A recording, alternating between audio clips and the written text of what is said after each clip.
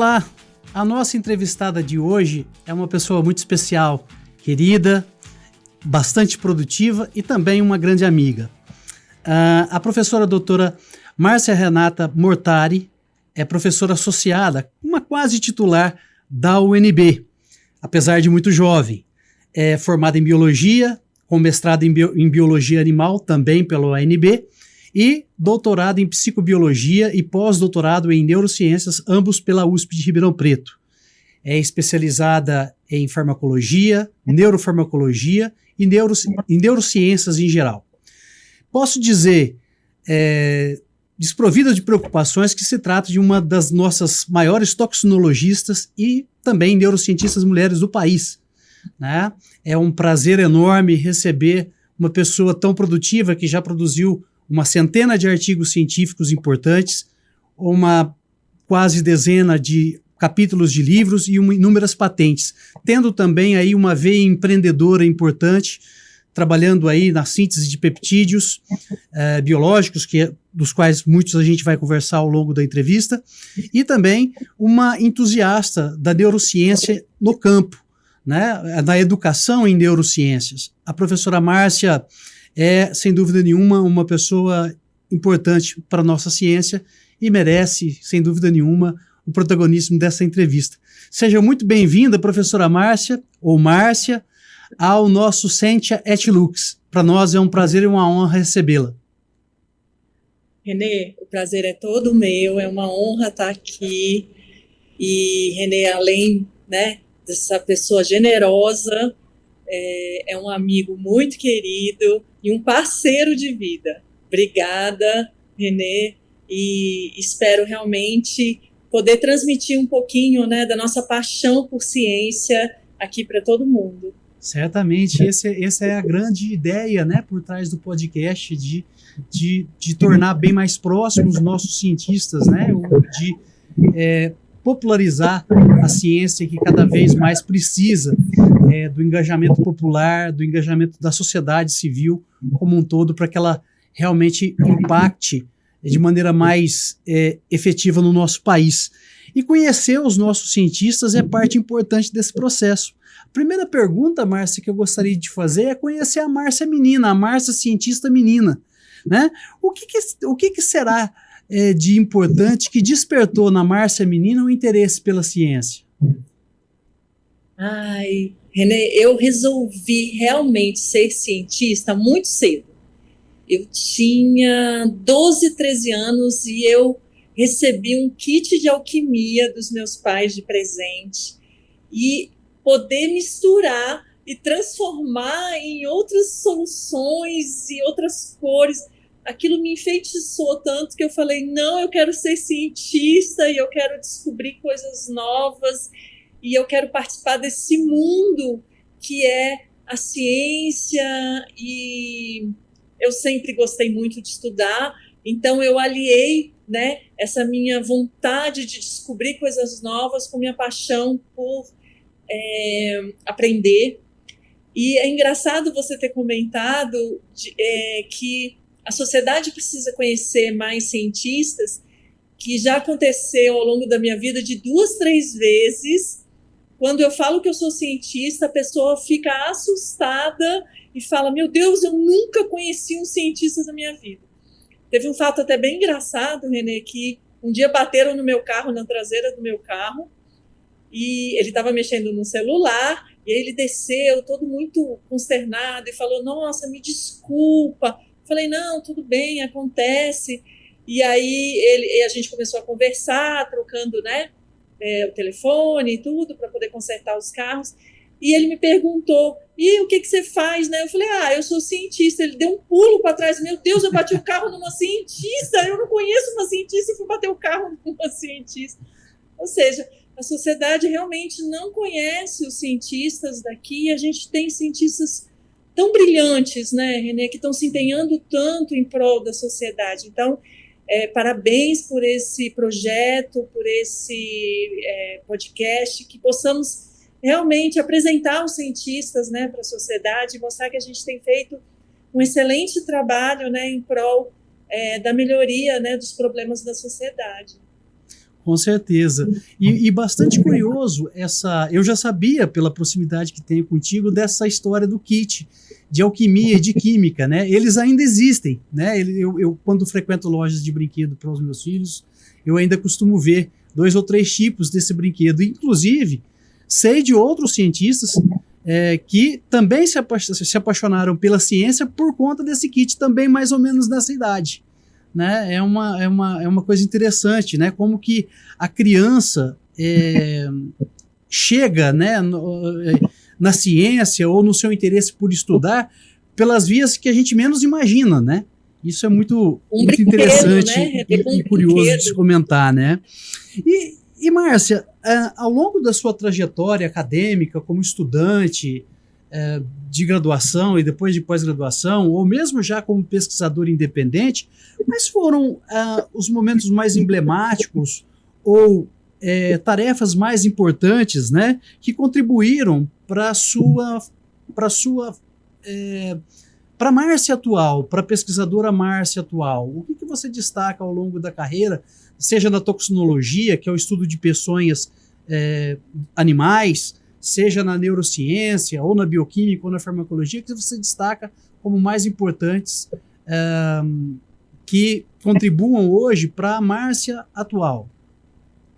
Nossa, Renê, foram tantos momentos, né? Tantos momentos com colegas, né? Durante a pós-graduação, tantos desafios, né? Em Ribeirão Preto foi uma fase muito desafiadora e muito importante para mim, né? Em que eu saí de Brasília para fazer um doutorado fora, né? Então ir para a Universidade de São Paulo e conhecer Ribeirão Preto e me aprofundar na pesquisa. Para mim foi um momento muito desafiador, mas muito bom, né? Alguns momentos foram assim, divisores, né? Eu tive um momento em que eu falei, eu acho que eu vou procurar um emprego e sair dessa carreira científica, porque ela realmente demanda muito tempo e é muito desafiadora. E aí um professor pegou um café para mim, que eu gosto muito de café, e ele falou: Márcia, qual que é a sua verdadeira paixão? Não é descobrir algo novo, né, dentro de fármacos, é tentar achar a cura de alguma doença, ou é ficar atrás de uma mesa, talvez sendo com um papel mais burocrático? O que é realmente a sua paixão? E naquele momento eu reavaliei e falei, ainda era ser uma cientista. E aí por isso que eu decidi, inclusive, fazer o doutorado. Um outro momento que para mim foi muito marcante foi quando eu tive o câncer. E aí eu preciso contar um pouquinho. Quando eu tive o câncer, depois do tratamento, eu falei que eu precisava, eu não trabalho com compostos antitumorais, mas eu achei que eu precisava me vingar como cientista do câncer. E aí, dentre todos os compostos que a gente identificou no veneno dos marimbondos, na peçonha dos marimbondos, eu acabei selecionando alguns para combater o câncer exatamente do subtipo que eu tinha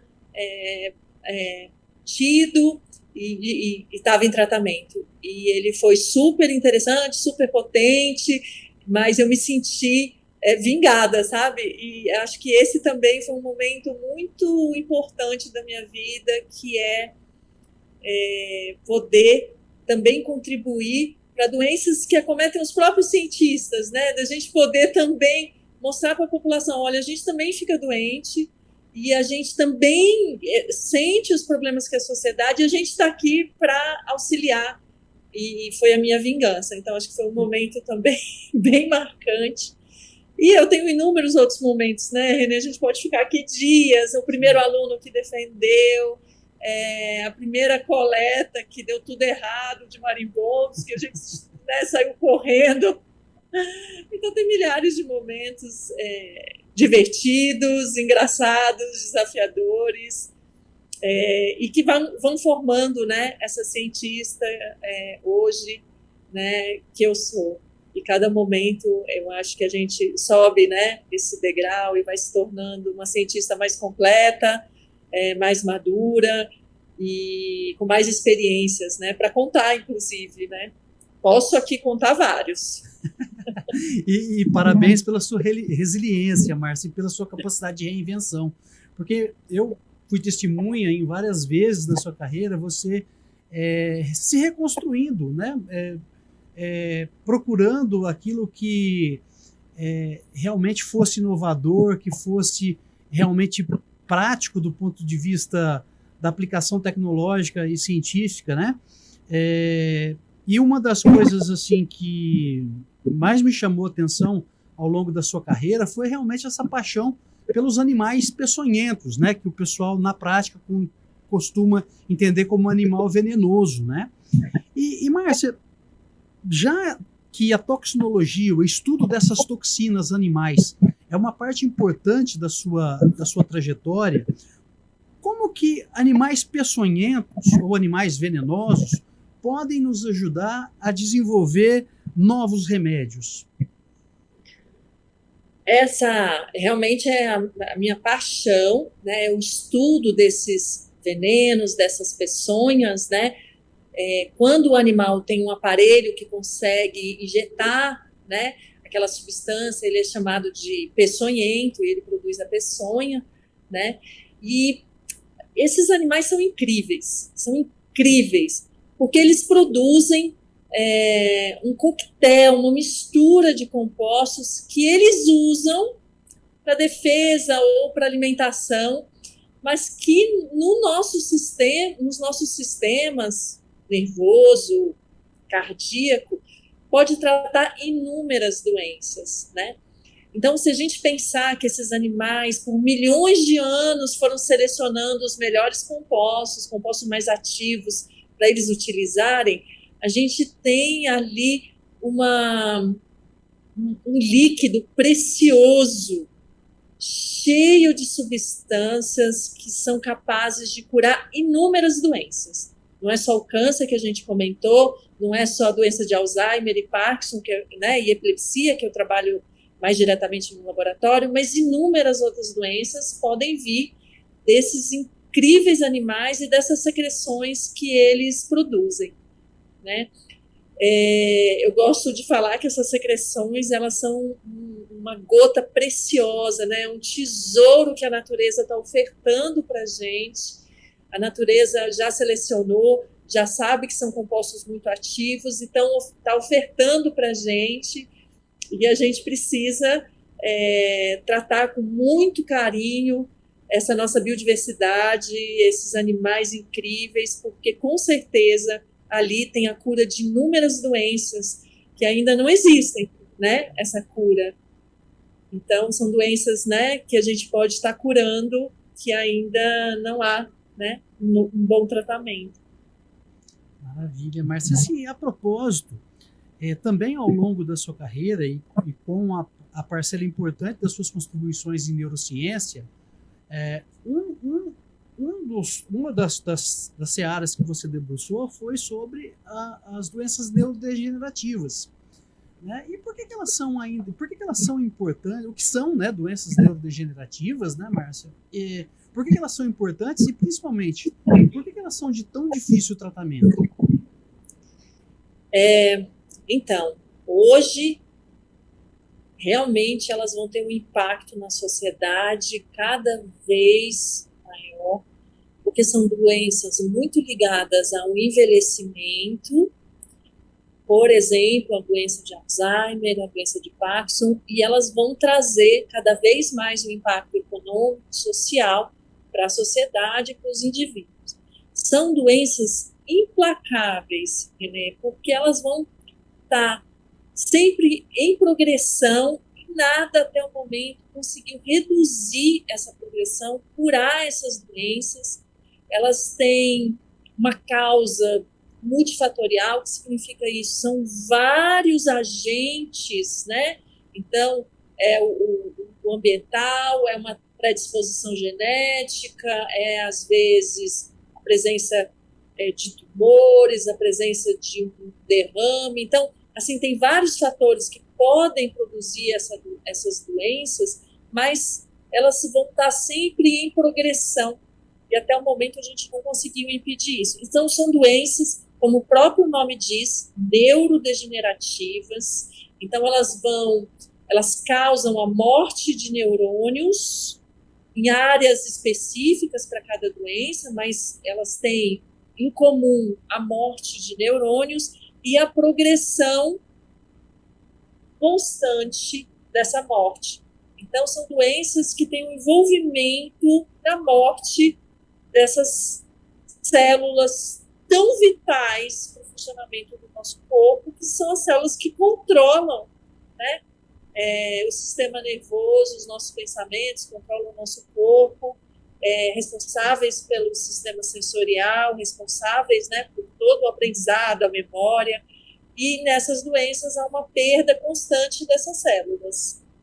E imagino que pelo neurônio ser uma célula muito diferenciada e muito complexa, e por a neurogênese, que é a síntese de novos neurônios, ser relativamente reduzida no cérebro, não existente. Eu acredito que a baixa reposição dos neurônios que morrem é talvez aí das principais encruzilhadas para a resposta ou para descoberta da cura dessas doenças, né? Exatamente, né, Renê? A gente tem que limitado, né? Então, o surgimento de novos neurônios é bastante limitado, por mais que ocorra, né? Principalmente em pessoas da melhor idade, sim, né? Que já tem, né? Uma vida inteira, né? De estímulos, que a idade dos nossos neurônios, da maioria deles, é a idade que nós temos. uhum. Né? E como é uma célula extremamente especializada, é muito difícil essa reposição dessas células no local correto, fazendo os encontros corretos também, né? Uhum. Isso também não é fácil. Então, é bastante desafiador, né, trabalhar com essas doenças e verificar novas curas e novos tratamentos para essas doenças.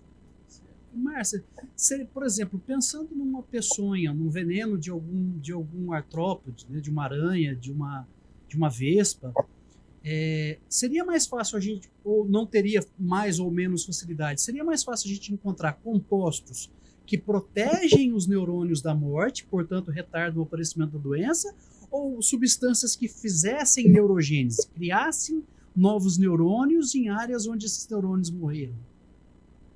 Ou as duas coisas? Essa pergunta é muito desafiadora, né, Renê? Eu, até o momento, com todos os meus anos de estudo, né, essas várias décadas de estudo, eu não consegui achar nenhum composto que, quando a gente administrasse, gerasse novos neurônios. Eu consegui identificar algum medicamento que é capaz de impedir essa morte, né, essa progressão dessas doenças, mas de aparecimento de novos neurônios, não. Por isso que eu sempre digo, cuide bem dos seus neurônios. A gente tem esses, vamos cuidar bem deles. Nossa essência vital, né? É vital. E assim, por isso que também é sempre importante na melhor idade, né, ou na idade mais avançada, manter as atividades, né, intelectuais a pino para poder postergar esse envelhecimento cerebral, né? Quanto mais a gente usa o cérebro, menos ele envelhece, vamos dizer assim, né? Exatamente, manter ele ativo, né? Ele parece o músculo, né? Você tem que manter sempre ativo. O cérebro é a mesma coisa, ele tem que estar sempre ativo. Além desse treinamento cognitivo, desse estímulo, o exercício físico também, sabe? Porque o exercício físico equilibra muito dos neurotransmissores, ajuda na limpeza, né, de toxinas no nosso cérebro, e isso ajuda muito a gente manter essa estrutura tão importante saudável. Imagino também, Márcia, que o sono, a alimentação igualmente sejam importantes, né? Sim, todos esses fatores, né, Renê, de uma vida, e uma redução do estresse, né? Também. Tão importante hoje em dia, né? Então, a gente conversar sobre isso é muito importante, né? Dos fatores protetores, né? Dessas doenças. Eu acho que é muito importante. E muito importante a gente começar muito cedo essa conversa e esse pensamento, né? Em proteger esse órgão tão vital. Né? Mas, para todos, é muito importante esses fatores que o René citou, que eu estou citando, para manter a nossa saúde, né, cerebral. Maravilha. Márcia, voltando um pouco nos animais peçonhentos, uma das principais riquezas dessas peçonhas ou desses venenos são peptídeos, que são pequenas proteínas, né? Imagino que coletar essas vespas não deva ser nada fácil, né? Não deve. É claro que tem uma dose de risco aí, né? Quando se vai coletar. E é muito importante que depois da gente descobrir alguma coisa importante nesse veneno, que a gente possa fazer uma síntese, né, em laboratório, para não ficar dependendo de toda hora ir atrás do animal produtor desse composto, né? E aí entra uma coisa importante que tem feito parte do seu empreendedorismo, que é a ideia de sintetizar esses peptídeos, que você chama de bioinspirado, né? Como que é essa história, Márcia? Como que a gente parte, quer dizer, a gente usa o animal como a pessoa do animal como modelo e depois a gente sintetiza isso no laboratório. Por que isso é importante ou como isso se dá? Qual que é essa relação entre a descoberta no animal na peçonha natural e depois a síntese em laboratório? Por que isso é vantajoso ou isso é importante? René, uma excelente pergunta, né? Os marimbondos, né, que são os animais que assim eu tenho dedicado a pesquisar mais, ele produz uma quantidade muito pequena desses compostos. Então, eu trabalho com esses peptídeos, são pequenas proteínas, né, são aminoácidos ligados, mas eles têm entre 9 e 14 só aminoácidos, ele é bem pequeno e a quantidade é mínima na peçonha. Então, não adianta ninguém querer ficar levando picada de marimbondo, viu, René? Isso é importante, porque a quantidade é muito pequena.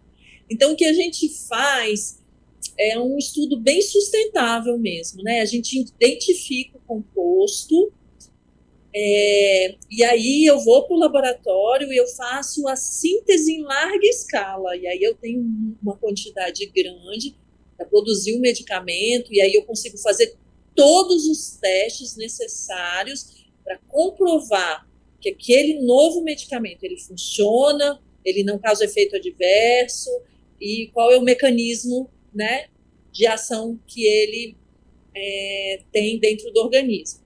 Então, eu uso o veneno, a peçonha dos marimbondos, né, o termo correto é peçonha, a peçonha dos marimbondos, como modelo, né, como uma plataforma inovadora. E aí eu pego aqueles modelos que eu tenho e aí eu desenho um novo bioinspirado, então eu chamo de bioinspirado porque eu usei a natureza como a minha inspiração. E aí sim, esse composto que eu desenho, e essa é a grande expertise do meu laboratório, desenhar peptídeos bioinspirados, né? Peptídeos com modificações que o tornam mais potente, que possibilitam a sua ação no cérebro, que tenham reduzidos efeitos adversos. Então, é isso que eu me dediquei a vida inteira, a entender esses compostos, entender qual é a função de cada aminoácido, né? Cada pérola, eu falo que, né, ele é um colar de pérolas, então cada pérola entender a função e desenhar novos bioinspirados. E aí eu tenho que te confessar, René, a coleta é muito desafiadora porque os marimbondos são muito agressivos e eles se organizam. Eu acho que as pessoas não têm ideia, elas são só as fêmeas que apresentam, né, a produção da peçonha, porque o ferrão é um aparato reprodutivo modificado, então somente as fêmeas têm esse poder, né, esse grande poder, mas elas se organizam e atacam qualquer agente que vai chegar perto do ninho, ainda mais alguém que vai querer coletar, né, esses indivíduos. Então, elas borrifam a peçonha nos nossos olhos, elas atacam, elas se organizam, então elas fazem muito barulho, então elas são bem ameaçadoras. A gente usa uma roupa especial para fazer a coleta, tem todo um treinamento para conseguir fazer a coleta desses ninhos. E, por fim, a gente tem um pensamento de conservação também, preservação dessas espécies, porque elas são presentes apenas no Brasil, né? Então a gente trabalha com marimbondos aqui, brasileiros, então a gente coleta um número pequeno desses indivíduos, e aí todo o nosso trabalho é no laboratório de identificação e de produção já em larga escala dentro do laboratório desses compostos já bioinspirados. São várias etapas, não é uma pesquisa rápida, é importante falar isso, né? Porque às vezes a sociedade acha que a pesquisa é muito rápida, ela não é, porque a gente precisa coletar, identificar, avaliar, né, todos os compostos, então é uma pesquisa de longo prazo, requer muito investimento, isso é uma coisa importante de falar, não é uma pesquisa também barata de ser feita, né? Ela requer muitos investimentos, mas no fim a gente chega com compostos, novos medicamentos para a sociedade, para aquelas doenças que até hoje não tem nenhum tratamento, e é isso que a gente está tentando chegar. E é interessante, né, Márcia, porque esses animais peçonhentos, eles não são só importantes ou interessantes pela peçonha que produzem, né? Essa organização social que você falou, né, e até como bióloga, é muito interessante, né? Eu, quando trabalhei com aranhas, percebia na Paravix abstriata, que é uma aranha aqui importante na região, no Brasil como um todo, no Cerrado, né? E a organização social muito, muito interessante desses animais, né? E é curioso, por exemplo, né, que eu, quando moleque, quando tinha mania de importunar desafortunadamente esses pequenos animais, né? Quando, por exemplo, a gente recebia uma picada de um marimbondo num lugar, logo vinha outro e picava no mesmo lugar, né? Parece que tem uma comunicação, além da peçonha ter a função de afugentar os possíveis predadores, parece também que tem uma comunicação ali, né? Olha, o alvo está aqui, né? É como se fosse um ataque orquestrado, né? Não, elas são extremamente organizadas. Elas orquestram todo um ataque. E aí vale a pena eu contar uma história, né, Renê? Sim. A gente foi fazer uma coleta um dia e eu falei para o meu aluno, a gente ia coletar uma vespa muito rara, e eu falei, olha, quem sabe, então nós vamos pegar só metade do ninho, o ninho era pequeno, mas vamos pegar só metade para elas se reconstruírem, né? E aí eu tive essa ideia, vamos pegar só metade do ninho. Geralmente a gente coletava o ninho todo exatamente para elas não se organizarem e nos atacarem. E eu tive essa ideia e o aluno concordou, meu estudante de pós-graduação, coletamos, e aí a gente guardou, né, o pequeno número que a gente coletou, a gente guardou, e aí a gente coleta com um saco preto, né, um saco grande, preto. E aí a gente foi organizar as coisas e ele sacudiu um outro saco preto. No momento que ele mexeu com aquele saco preto, todos os marimbondos que tinham ficado no ninho, metade, um número gigante, nossa, elas vieram organizadíssimas atrás da gente. Então elas vieram numa nuvem, voando atrás da gente, fazendo aquele barulho assustador, e a gente já sem a roupa de proteção, já totalmente sem esperar, né? Totalmente surpreendidos, saímos correndo, nós tivemos uma corrida de mais de 1 quilômetro até chegar no carro, nos escondemos dentro do nosso carro. Por isso que é importante também o cientista tá bem com um aparato físico, né? Tá bem de estruturação física aí, né? E aí elas ficavam rodeando o carro, esperando, e aí a gente teve que esperar muito tempo dentro do carro até elas se acalmarem, numa corrida que nós levamos. Eu nunca corri tão rápido, talvez até ganhasse uma Olimpíada. Acho que eu ganhava uma corrida. Assim, o Brasil é muito biodiverso, ou seja, ele é muito diversificado em espécies de marimbondo. Tem alguma mais importante que a outra? E por que é importante preservar esses bichinhos?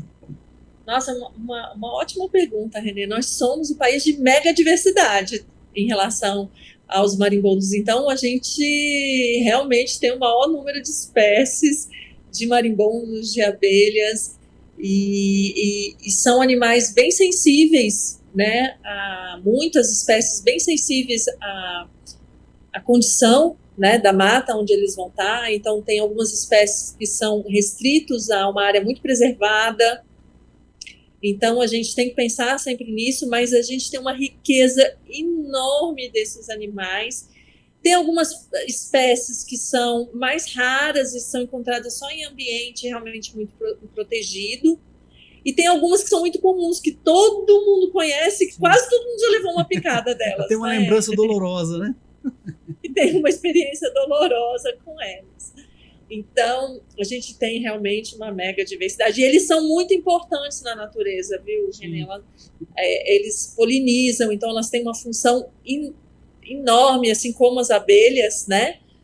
Na polinização e com isso, né? Nos alimentos, né? Na produção dos alimentos. Então, é uma riqueza muito grande e é muito importante hoje a gente pensar em estudos de sustentabilidade e na conservação, né, desses incríveis animais, são extraordinários. Que podem render bastante fármacos interessantes para o Brasil, né, se o Brasil se destacar aí futuramente como um grande produtor de biofármacos, inclusive, né? Eu acho que essa é talvez aí seja uma grande saída para o país nas próximas décadas, né? E é claro que, né, precisamos de investimentos robustos para isso acontecer, mas o Brasil é muito bem servido de cientistas também, né, uma grande diversidade de cientistas, que eu acho que talvez aí seja uma saída para o país em termos de inovação e tecnologia, aproveitar essa biodiversidade, aproveitar o quadro de cientistas que tem, estimular a criação de novas empresas para que realmente nós tenhamos aí possibilidade de medicamentos para ajudar as pessoas e também para ajudar a nossa economia, né? Ter aí um fluxo socioeconômico importante. E dentro das tecnologias, Márcia, uma das coisas que me chamou atenção também ao longo da sua trajetória foi o trabalho com nanotecnologia, que é uma palavra que muita gente ouve, mas não entende bem o que é, né? O que é nanotecnologia, nanocompostos, o que isso significa e como que a nanotecnologia ajuda, por exemplo, o seu laboratório no desenvolvimento de novos fármacos? O que ela traz de vantagem? A nanotecnologia realmente ela veio a contribuir muito hoje com inovações, né, Renê? A nanotecnologia é o uso, né, de estruturas nanométricas, né, então muito pequenas e com diferentes funções. Elas podem carrear um medicamento, né, então transportar um medicamento. A nanotecnologia pode ser o próprio tratamento também, né? Algumas pessoas têm feito. Hoje em dia, muitos cosméticos fazem uso de nanotecnologia, as pessoas nem sabem, mas já fazem uso de nanotecnologia, né? Então, ela tem inúmeras funções e elas adicionam muito algumas propriedades para esses novos fármacos ou para cosméticos, né? Então, facilita o transporte, ajuda, né, em passar, em aderir à pele, em carrear um composto.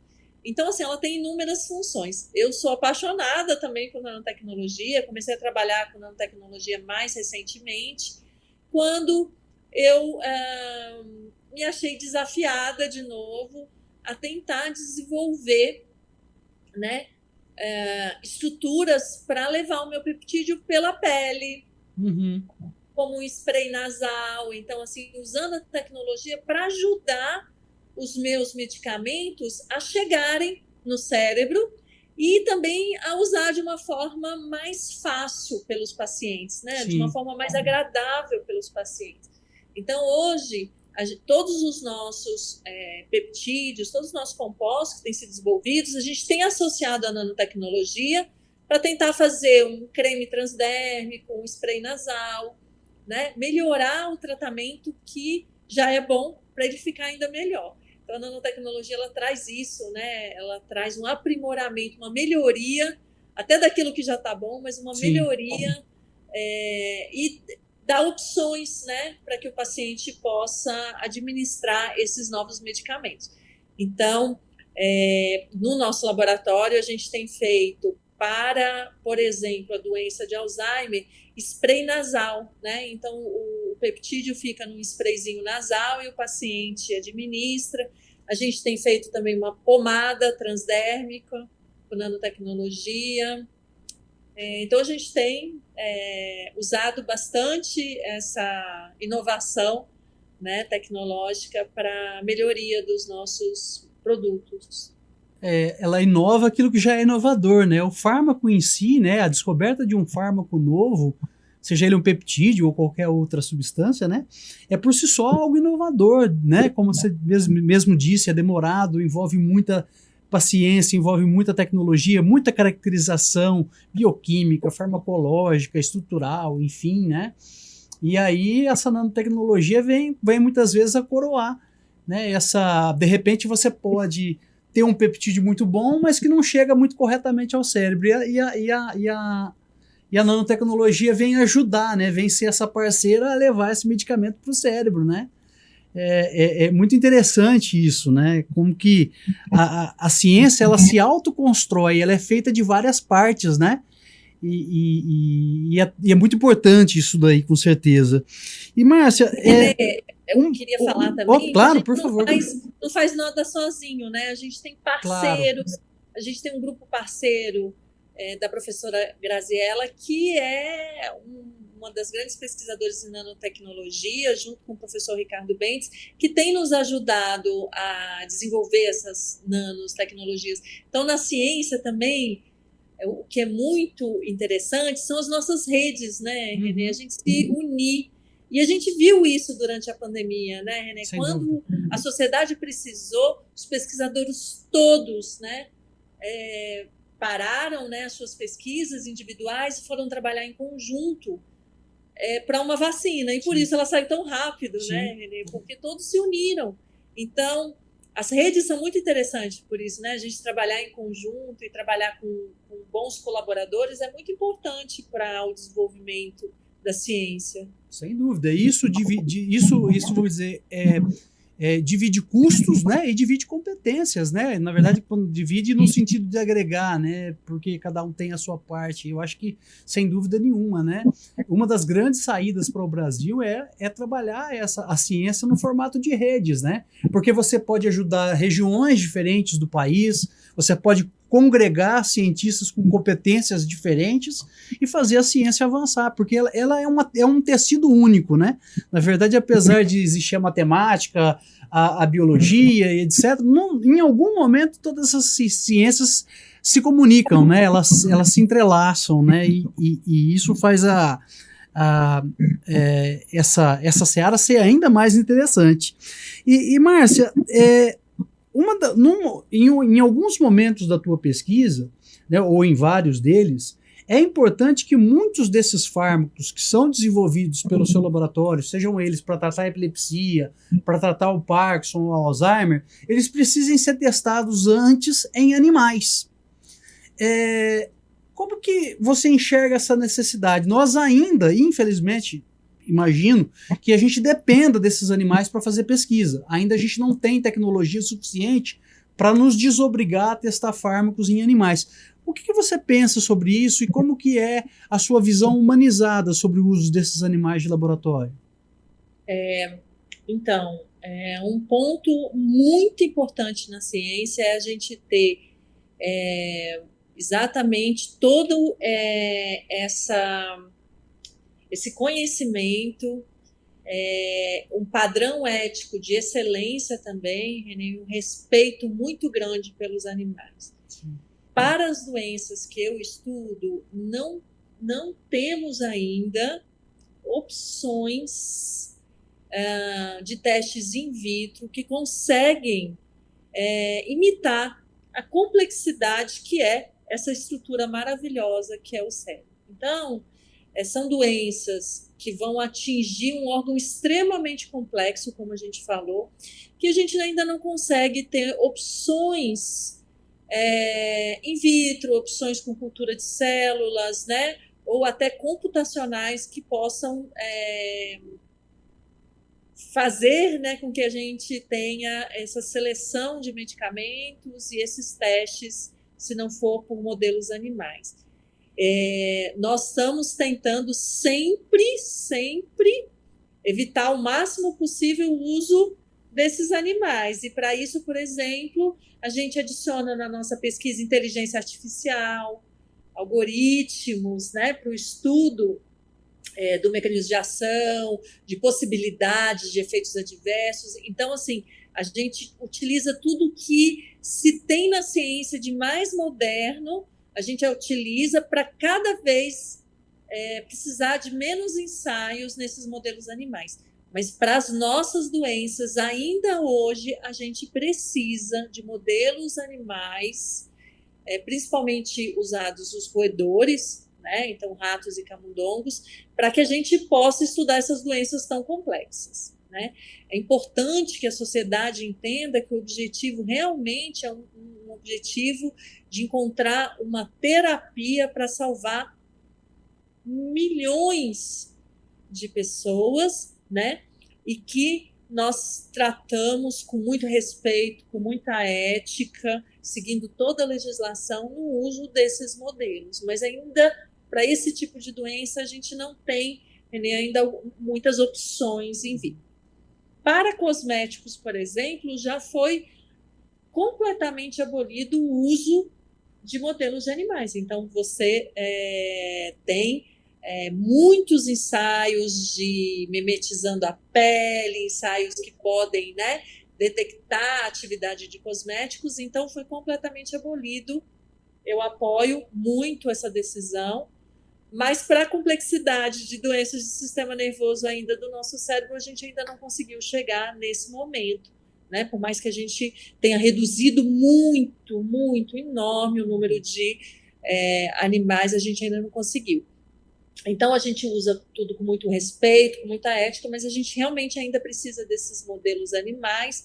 E para o desenvolvimento de medicamentos, a gente tem normas e leis a seguir pelos órgãos competentes, que são formados por pesquisadores muito bons, que têm a completa noção da necessidade do uso desses modelos. Então, a gente tem toda uma legislação que são os testes pré-clínicos, né, os modelos, os ensaios não clínicos com o uso de animais, e a gente segue exatamente as regras brasileiras, da legislação brasileira, para o desenvolvimento de fármacos. Então, é importante também a gente dizer que não há hoje, né, modelos que possam substituir para essas doenças que eu estudo, né? Então, eu preciso ainda utilizar os modelos animais para estudar essas doenças que só cometem, né, os humanos. Sim. Também, Márcia, uma outra parte muito importante na sua trajetória é a popularização da neurociência, para ser mais específico, né? A ciência como um todo, mas uma seara importante aí é o seu trabalho, né, no programa Neurociência vai à escola, desculpa. O que você espera alcançar com esse programa e o que é esse programa que você tem na UNB chamado Neurociência vai à escola? Por que é tão importante a neurociência chegar nos escolares brasileiros? Eu primeiro preciso contar um pouquinho por que eu comecei a trabalhar com esse tema, né? Eu já era uma neurocientista, já trabalhava com desenvolvimento, né, de novos tratamentos para as doenças, e o meu filho começou a apresentar uma grande dificuldade de aprendizagem na escola, e eu comecei a me ver novamente desafiada. Foi um grande um marco também na minha vida, que foi tentar ajudar um filho né, que estava com Função mais dificuldade nobre. de aprendizagem. E aí eu fui começar a estudar tudo que a neurociência tinha que pudesse contribuir e ajudar meu filho. Tudo, todos os artigos que falavam sobre memória a curto prazo, transtorno, né, de neurodesenvolvimento e tudo que eu podia fazer para contribuir para o meu filho. Eu acho que, né, e os pais aqui vão entender quando eu estiver falando que a gente se transforma, se reinventa por um filho. E eu me reinventei como neurocientista e comecei a estudar e criei um curso para os professores, porque eu tinha estudado tanto, que eu tinha tanto conteúdo de neurociências para auxiliar a educação e a aprendizagem, que eu acabei criando um curso de neurociências para professores, primeiro da Universidade de Brasília, e quando eu apresentei esse curso, eu tive uma recepção gigante dos professores, eu tive que ir para um auditório para 120 professores da universidade e 700 professores na lista de espera querendo o curso. E foram 12 horas de curso, René, super cansativo. Eu tinha tanto conhecimento, eu queria tanto falar, que nós tivemos vários encontros. E depois que eu dei esse curso, eu falei, bom, eles gostaram tanto, os professores tiveram uma recepção, e eles me falavam, Márcia, mudou a forma como eu ministro as minhas aulas. Imediatamente eu tive uma resposta dos meus alunos. Então o relato deles era da importância da neurociência revolucionando a sala de aula, e que eles tinham tido uma mudança imediata na sala de aula deles com o curso. E eu me senti inspirada e escrevi um livro de neurociências e educação e comecei a ministrar palestras e cursos totalmente de graça para as escolas públicas aqui do Distrito Federal e para outras faculdades e para cursos, tentando levar a neurociência para os professores. E assim começou. Então, a história começou nesse desafio de querer ajudar o meu filho e depois de ser inspiradora e inspirada pelos meus colegas a montar realmente um curso que possa levar a neurociências e educação. E, por fim, hoje eu estou criando um curso EAD para que todos os professores possam ter acesso a esse conhecimento, um curso EAD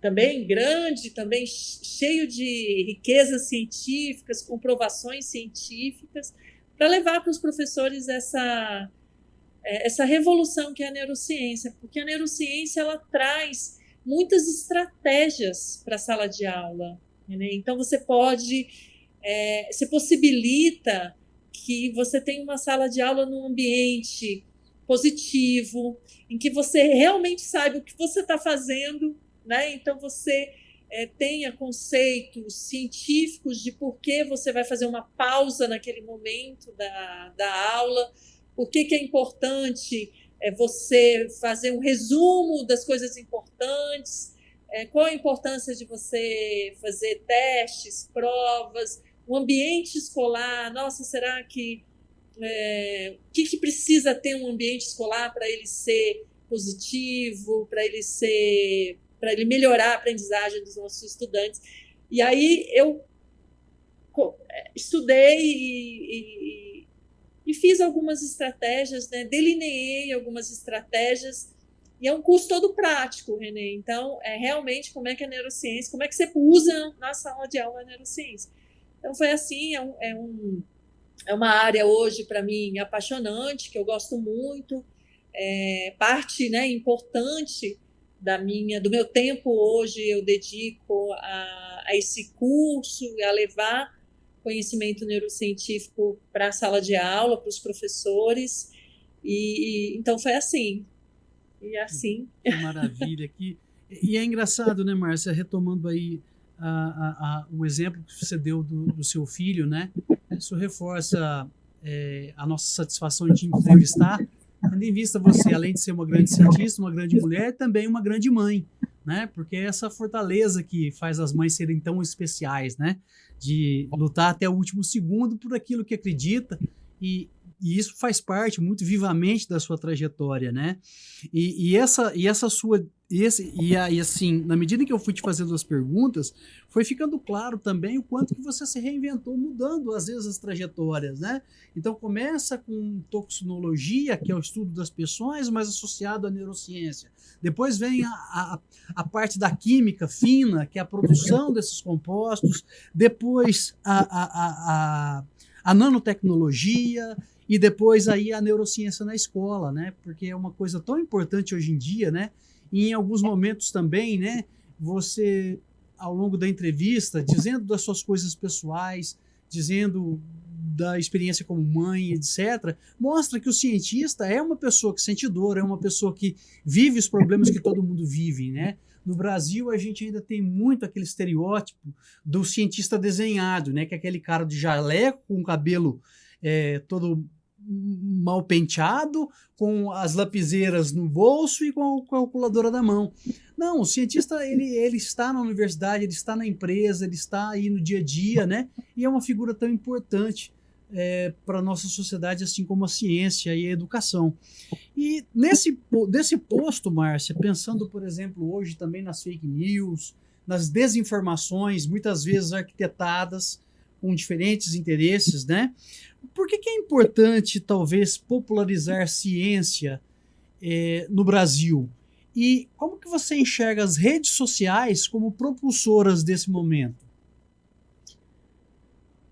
A gente vive um momento em que a gente precisa estar presente na sociedade, levar conhecimento de qualidade. Na neurociência mesmo, para a educação, existem muitos mitos, neuromitos, que prejudicam a aprendizagem, Renê, não contribuem.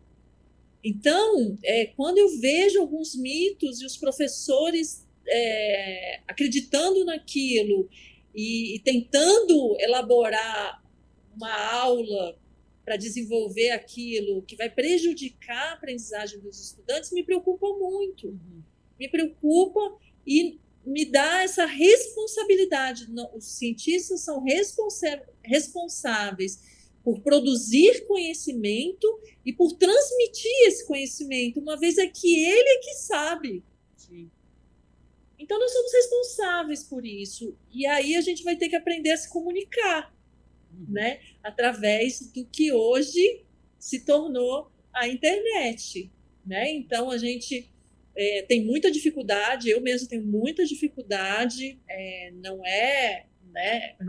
tenho facilidade nenhuma de estar trabalhando essas mídias e trabalhando os vídeos, todas essas, né, o podcast, todas essas variáveis que a gente tem no mundo das mídias sociais. Ao mesmo tempo é nossa responsabilidade, porque nós é que temos o conhecimento, então a gente precisa evitar a propagação de conceitos errados que vão prejudicar a sociedade, né? Então a gente sabe que tem muitos conceitos e a pandemia foi um marco enorme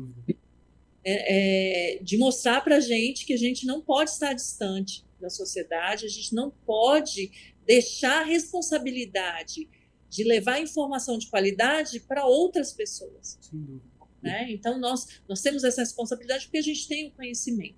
Agora, não é fácil, Renê, porque a gente acumula inúmeras funções. Né? Nós somos os cientistas, nós somos os professores, nós somos, né, os administradores da universidade, e agora nós somos os popularizadores da ciência. E aí a gente acumula. Então, não é fácil. A gente acaba se tornando muito demandado, né? Então, eu tenho trabalhado, né, muito mais do que antigamente, porque a gente sempre tem um horáriozinho que você acaba entrando e divulgando conhecimento de qualidade, criando um conteúdo. Então, realmente, é uma demanda maior ainda do que já era muito pesado para quem é um cientista, né? Quem é um professor universitário, porque a gente acumula essas funções, né, Renê? Então, Sim. mas é nossa responsabilidade também. Então, a gente também não pode ficar ausente desse mundo que é a internet. Renê, não tem como a gente estar de fora disso. Sim. Né? Então, a gente vai ter que, se não quiser gostar, aprender a lidar com isso. Até porque se a gente não ocupar o nosso espaço, alguém vai ocupar, né? Sem dúvida. Exatamente. E é um espaço que a gente perde facilmente, porque tem muitos pessoas que sabem lidar com essa, né? São bons nisso, e a gente é bom em ciência, né? Vai ter que aprender. Mas, e aí, novamente, te parabenizo, eu acho que levar informação de qualidade hoje é o fator mais importante que a gente pode ter para a universidade, né? A gente fazer diferença na sociedade, evitar a propagação de mentiras, de mitos, e realmente levar informação de qualidade. E aí, parabéns, né, Renê? E outra coisa, para nós vai ser um enorme prazer ajudar a divulgar o seu curso EAD aí sobre neurociência na escola. Para a gente será um prazer enorme, porque eu acredito sim que esse papel sociomodificador do cientista ou do educador da universidade, ele é fundamental, porque o cientista ele também não produz só quando ele produz artigo, quando ele produz patente, quando ele produz um processo, um serviço, um produto, mas também quando ele forma um profissional que é muito útil para a sociedade, seja ele um médico, um farmacêutico, um biólogo. Esse profissional que é formado na universidade, ele tem que devolver para a sociedade a importância da universidade, né? Ainda a gente constrói as profissões na universidade, né? E essa também uma das suas paixões, né? O ensino, né? Eu sei muito bem que você adora ensinar. E o que você acha que é o maior segredo de um professor cientista, Márcia?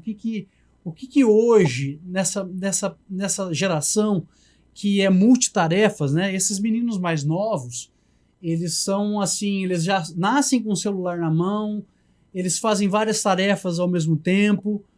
O que faz um educador ser diferente hoje na universidade? Nossa, que pergunta difícil, né, de responder. Primeiro, é não querer competir, né, com a internet. E sim ser inspirar os alunos naquele conteúdo, inspirar os alunos a querer aprender mais profundamente aquele conhecimento,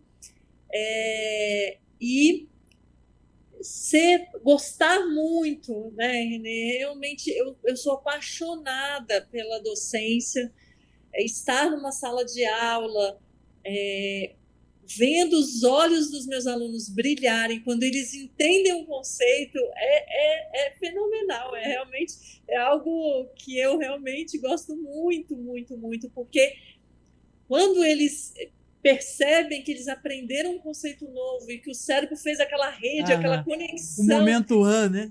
Que ele fala, meu Deus, é isso, nossa, era isso. Para mim é realmente sensacional. Sem dúvida. Esse momento eu acho que é uma parte importante aí da neurociência na escola, né? Criar a oportunidade de trazer a prática, a curiosidade para dentro da aula, de maneira que eles possam, no final da aula, chegar nesse momento, então é por isso que eu aprendi aquilo que ela falou, né? Então, eu gosto de isso é fundamental hoje em dia. Eu gosto de contar uma história que é bem interessante, né?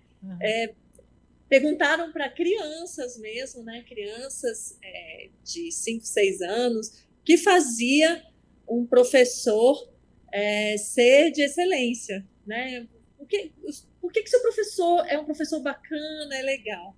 E aí as crianças responderam, o professor, essa foi uma pesquisa que fizeram, né, no exterior, e eles responderam assim, o professor come a maçã que eu trago para ele. E aí um outro grupo respondeu, porque o professor canta para a gente. E aí o pesquisador, tentando entender, né, o que transforma um professor de excelência, ele percebeu o seguinte, que os professores eram considerados muito bons e professores muito interessantes e muito legais, aqueles que não tinham vergonha de cantar para os seus alunos, que cantavam, né? Mesmo você desafinando, mesmo a música sendo não tão boa, eles cantavam para os seus alunos. E os professores comiam os presentes, ou seja, o aluno te dá um presente, dá uma resposta boa, vem sorrindo, te cumprimenta, e você receber aquele presente, entender que aquilo é um presente do aluno, e compartilhar com ele aquele momento, né? Então, o que eu posso dizer, como ser, né, um excelente professor, é você cantar para os seus alunos, aproveitar e não ter vergonha de fazer um jogo e dar tudo errado, e experimentar coisas novas na sala de aula, né? Dar exemplos, né, do TikTok. Eu, por exemplo, já fiz dancinha do TikTok para ensinar a coordenação motora. Você não ter vergonha de cantar para os seus alunos e comer a maçã que os alunos te trazem, né? Então, se ele vem com aquelas curiosidades, com aquelas perguntas, você entender aquilo como um presente daquele dia e se interessar, né, em responder, entender como que ele chegou naquela pergunta e como é que ele chegou. Então, é o que torna um professor de excelência, é comer as maçãs e cantar para os estudantes. A beleza está na simplicidade, né? É isso. A beleza está na simplicidade e na humanização do professor, para entender a necessidade do aluno, né? Que é uma interação humana espetacular que acontece há milhares de anos, né? E é engraçado, e que acaba me rememorando, Márcia, porque a gente é a única espécie que usa vários cérebros ao longo da história, por conta da linguagem, né? O que nos tornou muito diferente dos outros animais foi a capacidade de manter viva a língua, seja ela falada, cantada ou escrita. Isso faz com que você não precise inventar o carro todo dia que acorda, né? Alguém já inventou o carro para você. E aí, então a gente vive hoje milhares de cérebros que já viveram antes da gente, né?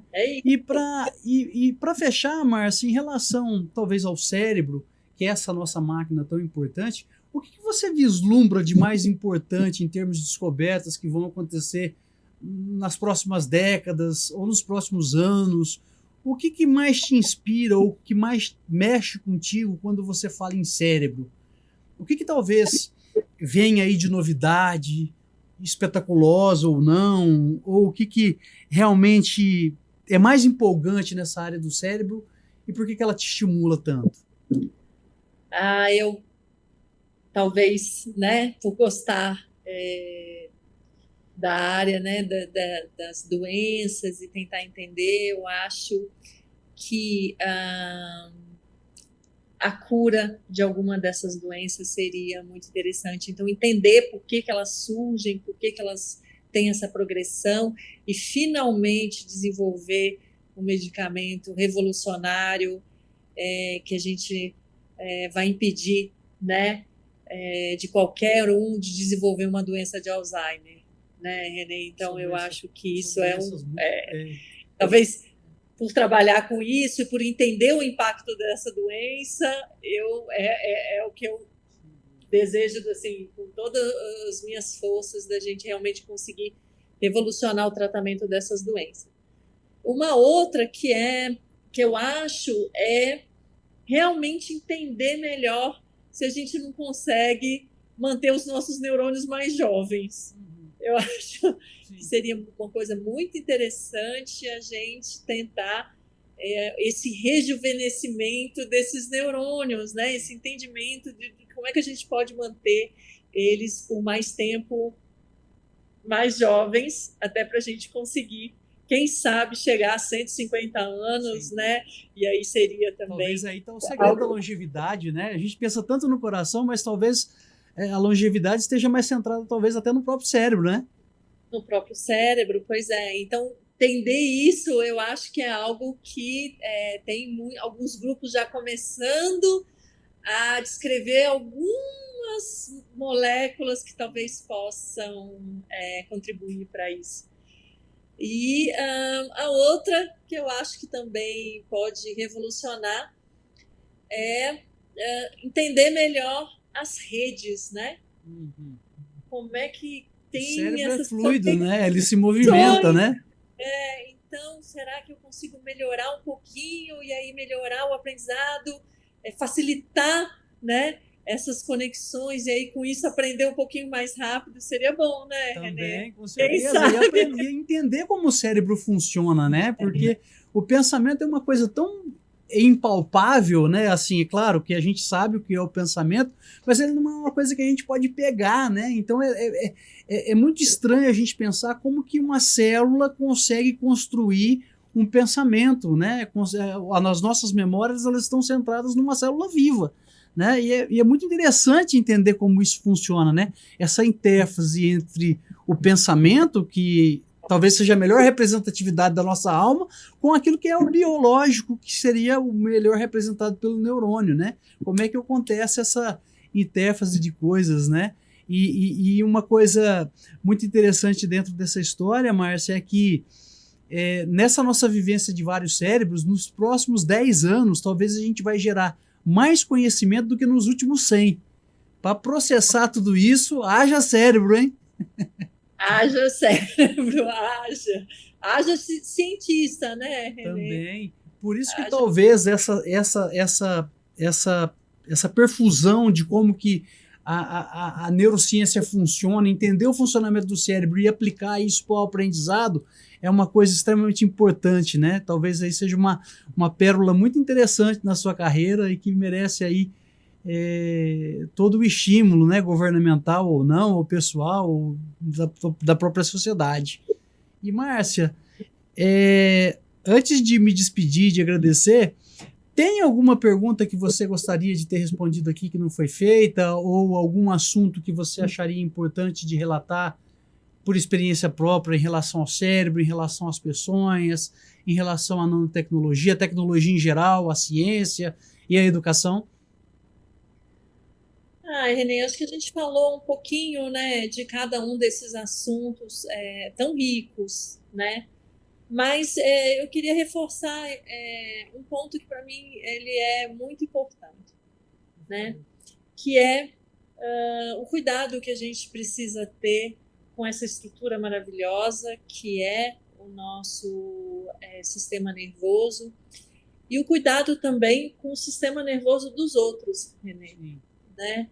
Então a gente vive num mundo que precisa de mais empatia, de mais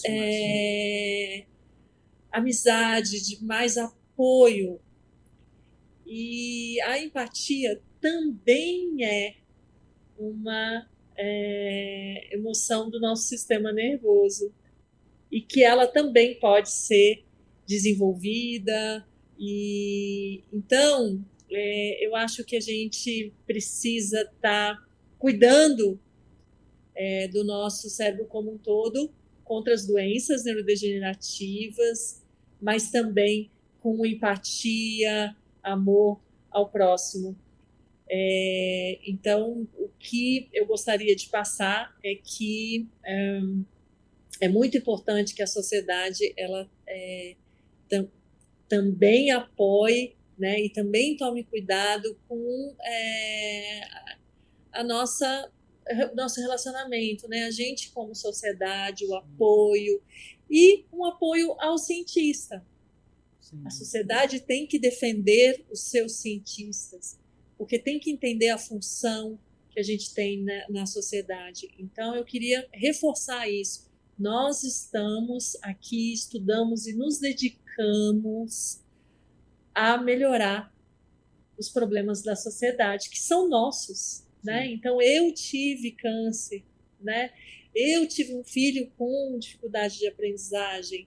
São problemas nossos e nós, cientistas, estamos empenhados em resolver os problemas da sociedade. Mas, ao mesmo tempo, a sociedade precisa nos defender e cobrar o apoio financeiro, o apoio institucional dos cientistas. Né? Então, é uma reciprocidade importante, cientista, sociedade, sociedade, cientista. Márcia, muito obrigado pelo seu tempo. Foi uma conversa extremamente prazerosa e acredito que uma das coisas importantes a fazer aqui é te parabenizar, seja pela sua trajetória como cientista, seja pela sua trajetória como mulher, seja pela sua trajetória como mãe. Entenda essa entrevista como uma grande homenagem e uma parabenização à sua trajetória. Muito obrigado por estar aqui com a gente. Até eu fiquei emocionada. Eu realmente agradeço muito o respeito, o carinho seu e de toda a equipe, né? Que vocês tenham um sucesso enorme, que vocês realmente possam levar todo esse conhecimento e todo esse diálogo para a sociedade, trazendo um impacto gigante que a sociedade precisa. E, Renê, você tem todo o meu carinho, né? Nós somos parceiros ao longo, né, científicos, parceiros na amizade, e que a gente tenha um longo ainda caminho dessa nossa sociedade, né, científica e da amizade. E muito obrigada. Eu que tenho o maior respeito de poder trabalhar com um cientista como você, né, Renê, um cientista de excelência, de poder compartilhar conhecimento, alunos, bancas, e parabéns. É uma honra poder estar aqui realmente compartilhando esse diálogo, né, e conversando. Eu espero que todos tenham gostado, né? Dúvida. E quem sabe eu volto, né? Se vocês gostaram. Opa, com certeza, o convite já está feito. Para voltar e a gente conversar um pouquinho mais. Muito Obrigada. obrigado.